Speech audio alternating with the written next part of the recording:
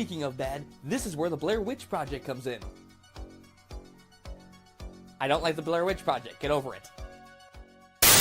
They change it up a tiny bit, but it all just fucking dies at the end. It genuinely just is very sad. I had lots of high hopes for this movie, and maybe that's why I'm just so angry and disappointed, because in a film that combines the pulse-pounding excitement of backpacking in Maryland with the breathtaking suspense of amateur film production logistics. How are we going to get the data across?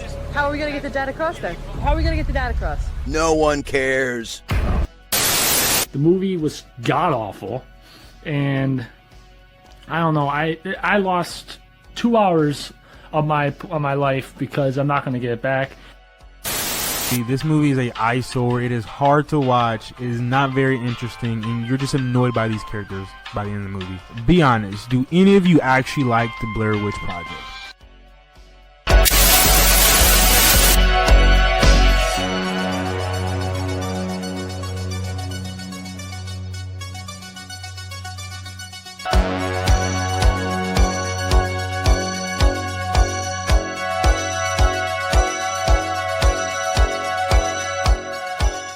The search of the 3 missing Montgomery College students continues in Frederick County tonight. Do you believe the occult may be involved in the disappearance of your son?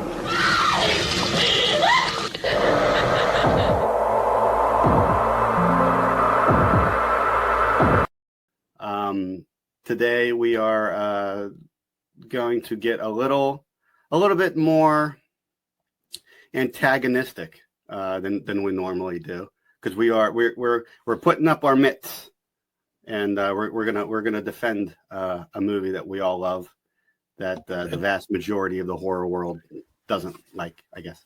And I want to say, Adam, I'm really happy that we're doing this episode, because this is a movie that I've absolutely loved ever since it was released. I saw this in theaters, fell in love with it, and the fact that everybody shits on this movie is ridiculous to me, because as far as like sequels to the Blair Witch go, I feel that Book of Shadows like did it so right. Like, how are you going to recreate the Blair Witch Project? You can't. So you make another movie. Right. I'm sorry. I don't mean to interrupt you, but we're not here to talk about the Book of Shadows. The fuck are we talking about? We're talking about the Blair Witch, the first one. The Blair Witch Project from 1999. 1999. Who the fuck hates the Blair Witch Project?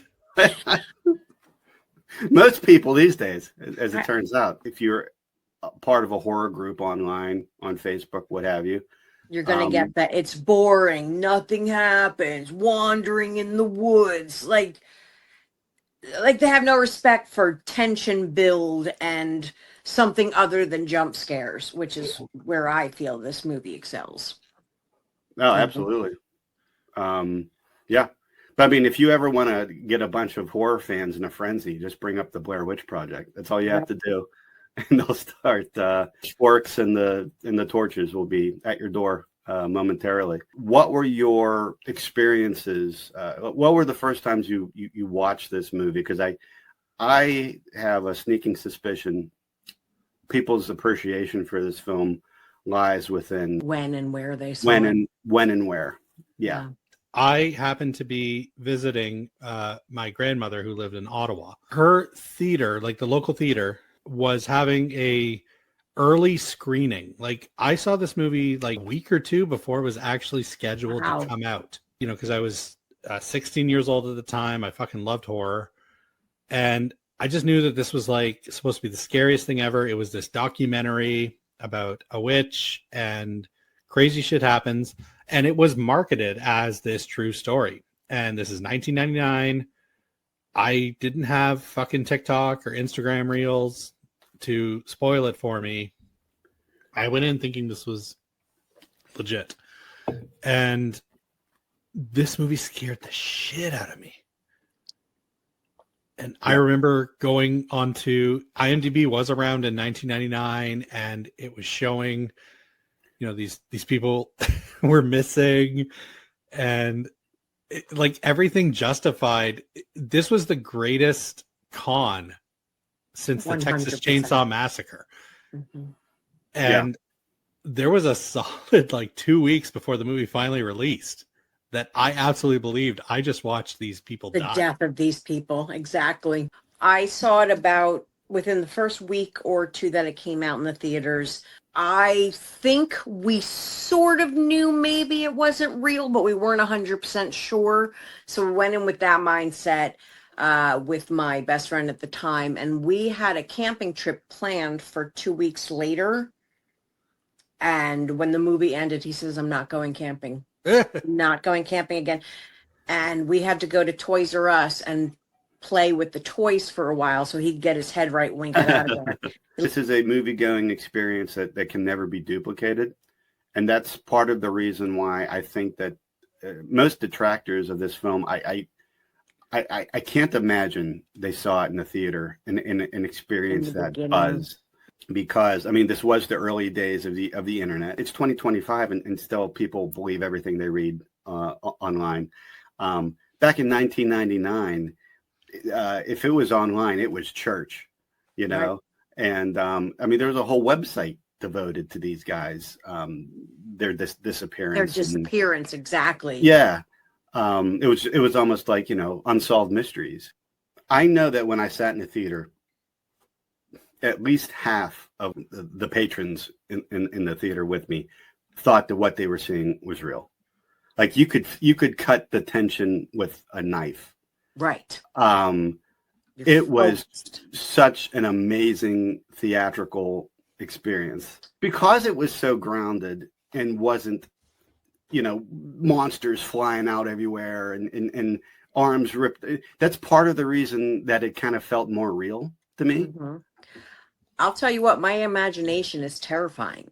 Mm-hmm. And they let you use your imagination through this movie to scare yourself, which I was brilliant at. Just to touch on the initial marketing for this movie too, though, like, let's not forget too, there was a 45-minute mockumentary. The 3 missing Montgomery College students continues in Frederick County tonight as dozens of volunteers and state officials join local forces in what has now become a full-scale search of the Black Hills area. Local officials, combined with over 100 search volunteers, have failed to come up with any signs of the 3 missing filmmakers. Montgomery College film students Heather Donahue, Michael Williams, and Joshua Leonard were reportedly shooting a school project about a local myth called the Blair Witch. At this time, their whereabouts are still unknown. Yes, that was also released. That came out first. Yes. Yeah, called Curse of the Blair Witch. I've seen it. Again, talked about the 3 missing students and went into, sorry, his name escapes me. Who is the dude that had the house? Rustin Parr. Rustin Parr, like it went into his whole backstory. I heard voices in my head. What kind of voices? A woman's. So this only added fuel to the fire. I remember sitting in the theater and people around me thought that they were witnessing supernatural events. Like we have proof that the supernatural exists, and we're all watching. We're all witnessing right it now. right here. But is that amazing? See, to me though, that's the best part of the movie. Is it supernatural? Well, I guess we don't know for sure. You never find out a whole lot. It could have just been Rustin Parr the whole time. From what I understand, what he was executed. Or sorry, he died. He executed. Yeah, but I mean, it could have just been somebody else in the house. Like freaking Maryland, man. You never know what you're going to find in the backwoods of Maryland. What are those serial killers called that duplicate other killers? Copycat. Yeah, it could have been a copycat killer. Give you just enough to kind of piece your own story together, right? But they leave it up to you to determine what you really think happened at the end, and it's deliberately vague. Well, I mean, let's talk about that. What do you think happened at the end? I think they're all dead, 100%. I think they were murdered by a real person, though. Okay, so you don't think it was supernatural I don't think it was supernatural. And what was Mike just doing, standing in the corner then? Because the killer made him do it. Well, I mean, Heather was screaming her ass off, and he wasn't moving a muscle or reacting in any way. Plus, Josh's voice kept coming from all these different. Like first he's upstairs, then he's downstairs.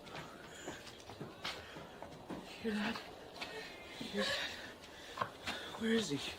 Where are you? There was a whole lot of, Yeah. I mean, I know a popular theory was that it was actually like Mike and Josh were pulling like a Scream situation where they were like teaming up Gonna and murder this bitch. trying to murder Heather, which honestly, How are we going to get the data across? How are we going to get the data across then? How are we going to get the data across? No one cares. Yeah. I don't know. To me, it was always creepier though. Like it could be Josh as the killer. But I mean, there's nothing to set up a couple of recorders to play a voice up and down, up and down. Mm. And the thought of somebody telling Mike, like, you face this corner, and if you turn around, I'm going to fucking kill you. yeah. To me, that, like, when I saw it, that was my mindset when I saw the ending to this movie. When Heather runs down and sees Mike, I was fully convinced I wasn't watching something, because again, I thought this was real. And it's weird. I didn't even feel I needed to give it a specific, like, I was just like, oh, they fucked. It's like I knew it had something to do with Rustin Parr, and because when he was killing the kids, he always made one stand in the corner. Right. And I knew Rustin Parr had something to do with the Blair Witch, and that was about as far as my thinking process. Might be the went same into person. The way it was shot was very cool in the sense that they didn't have a script, and the three actors didn't get the same notes, so they were out there camping, and people would leave them weird notes, letting them know what their character's going to do next, and the other two not having any idea. You know, the thing with the map, they had no idea. So all of these when emotions Mike and throws the map away. I kicked the. I'm sorry, it's fucked up. It's fucked up, but I kicked that fucking map into the creek yesterday. It was useless. I kicked that fucker into the creek. Wow! Mike, holy shit. I really fucking hope he's kidding. right, which just pisses me off. And they would really come and shake their tents at night. So they were. I thought it was really cool to convey. I don't even know, were they that good of actors, or were they just like exhausted and terrified? Yeah. I also think it's find a it little from interesting- column A, a little from column B. No, from column A, yeah. So I also find it interesting that the actress Heather Donahue has changed her name legally now to Ray Hance, R-E-I, last name Hance, because she said it was the dumbest mistake she ever made, letting them use her real name in the film. It's just basically. Yeah, I know Josh, the actor. I can't remember his last name, but he's been in a few horror films. He was in Hatchet, I know. Yeah. I remember seeing him in that. Oh, yeah, we talked about that in our Hatchet episode. Right. Yeah. That nobody watched.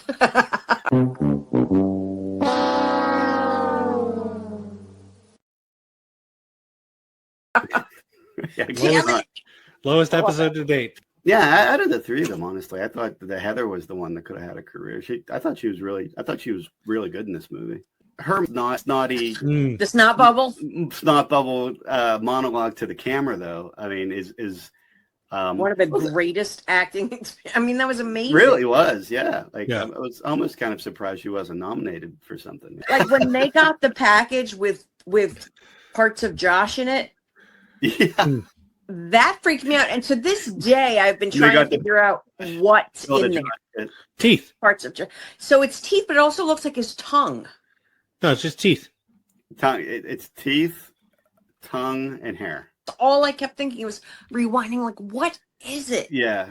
It was something gross and wet. I knew that at the time. Yeah, and red and gross and wet. Right, yeah. So him screaming in the distance and then them finding that was very effective filmmaking to me. Actors are always trying to seem believable, but there's a different layer to it when it's found footage because you have to kind of like... Because they're not supposed to be acting. Right. They're so you're supposed like to be filming a person. everything. Yeah. Mm-hmm. And I think part of the reason why this movie was able to go under the radar is something that like might have actually happened.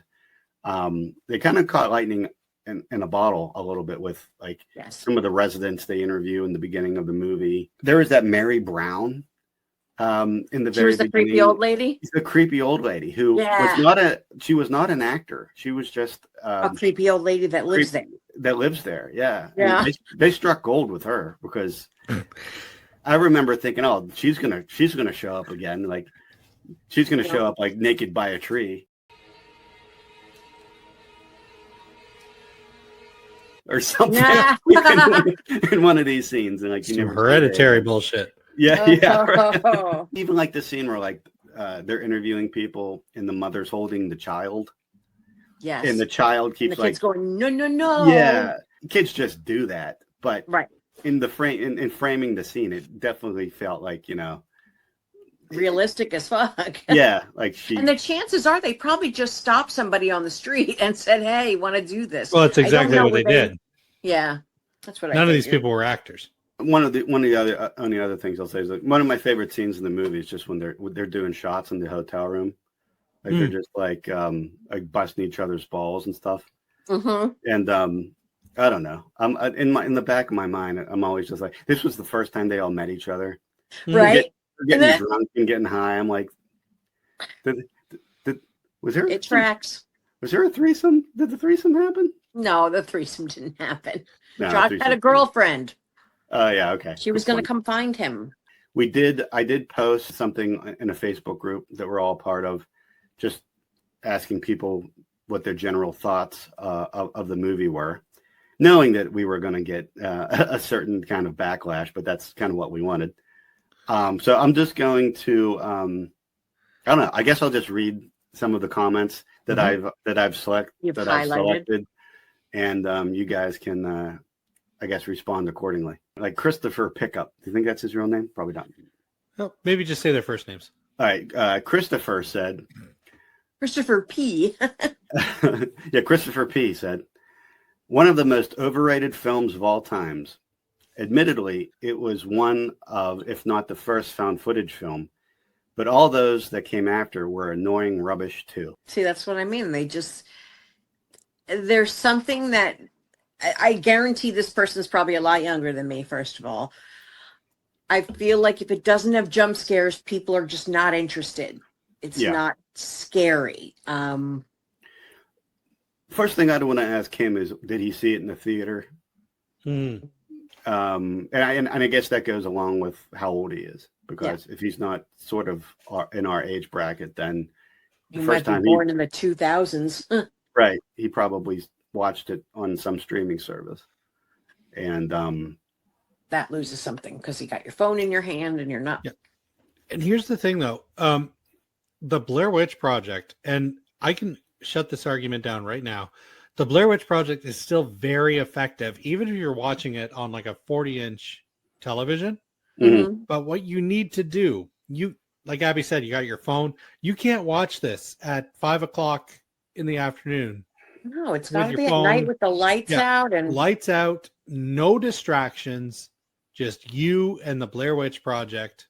No friends to riff on it with. You can have friends with you. Yeah. You all got to shut the fuck up. You got to be able to be willing to suspend disbelief too. Mm-hmm. Like really get invested in it. Like for example, Martin G says, annoying, and there are no witches in it. Well, Martin. Well, Martin. Let me retort. You can't call him that. I'm sorry. I think part of the reason this movie works so well is that there isn't a quote unquote witch in it. There's the illusion of a witch, or there may or may not be a witch. I'm glad that they didn't have some spooky monster jump out at you at the end of this movie. It would have cheapened it. Yeah, that's a different movie. Now, granted, I love a good monster movie. This wasn't that movie. Right. I don't want to just flat out insult people that don't like this movie, but do you think I do? Martin, you're fucking stupid. You are made of stupid. Do you think a person's, and this is the part, do you think a person's capability to imagine, or their whether they have a good imagination or not, plays a part into whether or not they like a movie like this? Because like Abby, like you said, you can imagine a lot of fucked up things. Mm-hmm. But I have a feeling Guarantee that these people have never really enjoyed there reading are the book. right. Well, I just think like there are some people that just take obviously they just take everything at face value, Mhm. and they can't come up with like nightmare fuel, like perhaps And the we or other unknown is people. what makes it scary. Yeah, Because you throw a witch in there, well, now we're going to be picking apart a costume and this and that. This is just people's fear. This movie is like the reason you stay up an extra hour every night because you're thinking all those thoughts you shouldn't be thinking that just cause existential dread. Mhm. Mhm. This is that the movie. This is Yes. that the movie. Right. You know what else this movie is? It's like when you wake up at 3 a.m. Knowing and someone's and, watching and you. you open your eyes and your eyes are just like adjusting to the little light in the room, and you see something that looks like a face Is or a that a figure. small Victorian child in my And- corner yeah. or my dresser wearing my clothes But again? then as your eyes get more adjusted, it's just like laundry or a coat on the chair or something. But in that moment, it's scary as hell. Jeff W. says, I couldn't believe how bad this film was after all the hype. I was so disappointed leaving the theater. So he did see it in the theater. Okay. But he waited for, he heard the hype. I don't know. I think I went in not knowing any hype. Yeah. And then he says, literally nothing happened. Hmm. I would disagree with that, but his statement kind of goes along with this other guy, Eddie Dockery, who says, a summary of the story: bundle of sticks, pile of rocks, bundle of sticks, basement, credits. There, I saved you in an hour and a half of jack shit happening. And it's like, I mean, on paper, that's true, but there's nuance, you know. They probably Look, don't like Alfred Hitchcock either. being lost in the woods is scary. Yeah. And the thought of being lost in the woods where something may or may not be stalking you is scary. So, you know, just those kind of brass tacks descriptions are leaving out a lot of the tension and suspense that exists in this movie. And like you, Ryan said, Yeah. even if it's not a witch, something is shaking their tent at night. Something is tormenting them. Something is leaving things for them to see. So whether or not it's human, which, as Ryan said, could make it scarier, you know, crazy's crazy. So The way they break down, and this infuriates me too. So many times, like people, they're like, "Oh, you know, sticks, stones. There's a house at the end." You could do that with literally any fucking movie. Like I could take Speed right now. Problems in an elevator. Great. Fix elevator problem. Now bus goes fast. Bus goes Boom. faster because there is big hole in ground. Bus slows down but has to go fast again. People get off bus and get on subway. Subway goes fast. Movie's over. Fuck off. Right. Fuck off. Oh. Evan Hex Weathers just says queef. Oh. That is a vaginal fart. Yeah, I wasn't sure how to respond to that, but that's I'm coming. My boots aren't laced. Oh my god, what the fuck is that? What the fuck is that? It's descriptive. Patrick K. It sucked. Bored to tears. Made me nauseous with all the jerky camera work. Ending Okay, I was give stupid. people that. I understand Yeah, that. that's a fair argument. The camera work? Yes. Well, any it camera is work on very- shaky cam. I mean, they call it shaky cam for a reason. Oh, Patrick. Patrick K, congratulations on bringing up the only rational complaint Yeah, so far. Thus far. Okay, well, good for you, smarty pants. Here's a fucking gold star. Because yes, I absolutely get it.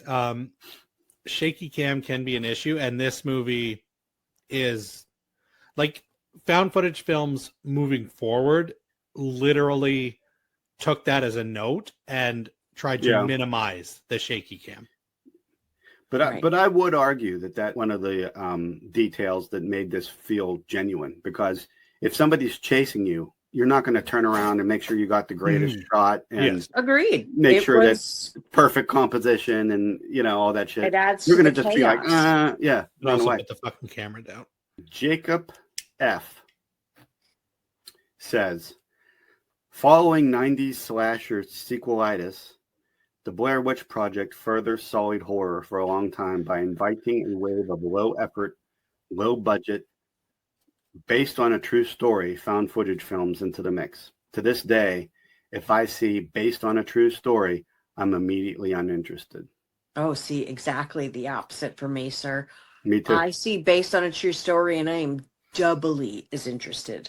What you are about to see is inspired by true events.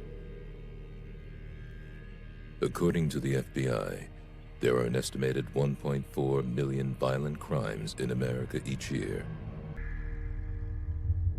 I'm going to agree with this person. Right?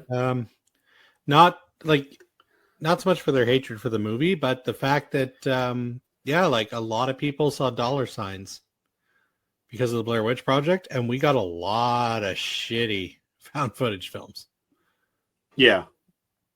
I can see this argument. I don't think it's a detraction to the film. No. But I can absolutely, this person is saying, I see based on a true story, I'm out. No, I It agree. loses me there. I tend to agree. Really? I mean, it's not the first movie to do that, though. The film which you are about to see is an account of the tragedy which befell a group of 5 youths. In particular, Sally Hardesty and her invalid brother Franklin. Discovery of one of the most bizarre crimes in the annals of American history.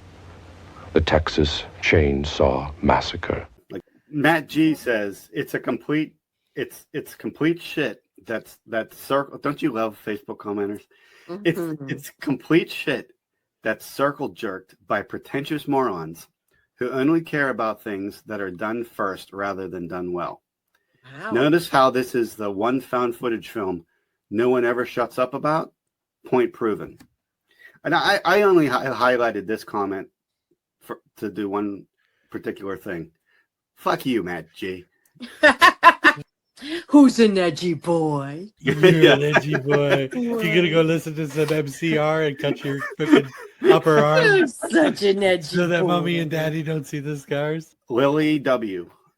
She says, I know many people weren't born or old enough to watch it back in 1999, but I am so glad I got to watch it back then when I was 15 to fully appreciate the movie, because we didn't have social media to check out any information. Many of us and myself believed it was real found footage of missing people. So watching it back then is a completely different experience to watching it knowing it's fake.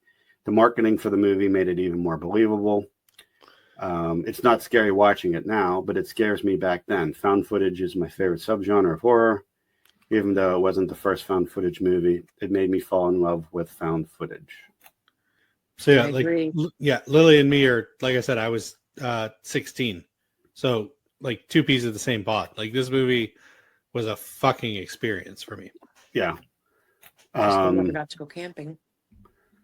This is kind of cool. Cindy S says, I was a projectionist when this movie came out. I would sit up in the booth and watch all the reactions. It was amazing how many people believed it was real. That's awesome. Yeah. I saw it the perfect situation when it first came out, as we've mentioned many times. The fact that my friend got so scared that we had to go to Toys R Us afterwards and play with the toys to just I love that. Get that out of our head. And this was a grown-ass man.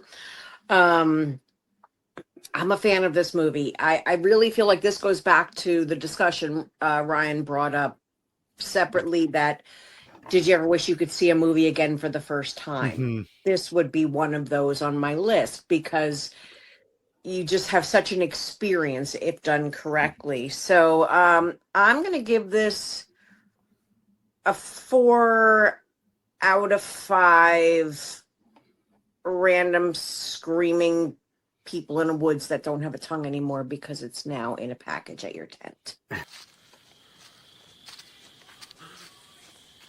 Holy shit. It's a house. Out of 5. I fucking love this movie. There's only 3 movies in this franchise, and in my opinion, all 3 of them are solid horror films. And this one is the best, but I do love part 2. I absolutely was this movie completely absorbed me into the world that it created.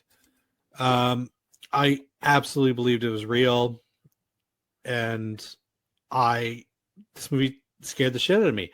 I'm giving this 5 out of 5. Nice. Awkward close-ups into bags of marshmallows. Hey, you weasel. Marshmallow. Marshmallow. I think your enjoyment and appreciation of this movie rests solely on if you saw it in the theater or not. If you were around back in 1999 and were wrapped up in that hype and were sitting in a theater next to people that thought they were possibly seeing the first proof of supernatural elements actually on film in front of their face for the first time. It was quite an experience. It really was. And even now, I mean, you know, I'll watch it every now and again, and I still think it holds up. Not quite. I mean, it doesn't have that magic of I mean, going to the theater and thinking that it was real, that's almost like, you know, like going to bed Christmas Eve and you think Santa's real. Like nothing is going to replicate that ever again. But I still, every time I watch it, I remember how I felt, and it's always a really fun watching it. It's just a really good, it's a good, competently made movie. I'm gonna go 4 out of 5. Mike peeing in the corner. What are y'all doing? I got pissed. Breath test? I'm serious, nigga. What do y'all think? Relieving himself in the corner, and everyone thinks he's creepy when he really That's the end of the movie. when he really just had to go.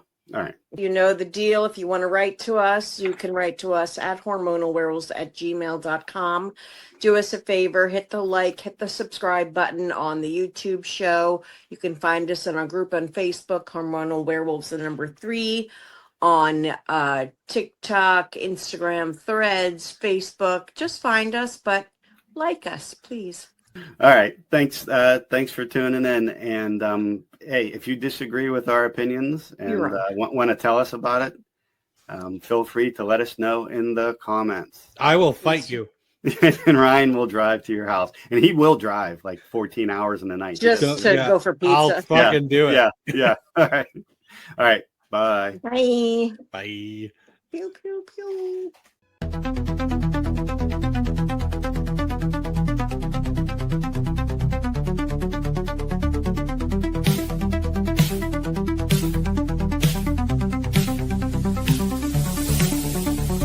Full moon rising, we're feeling alive.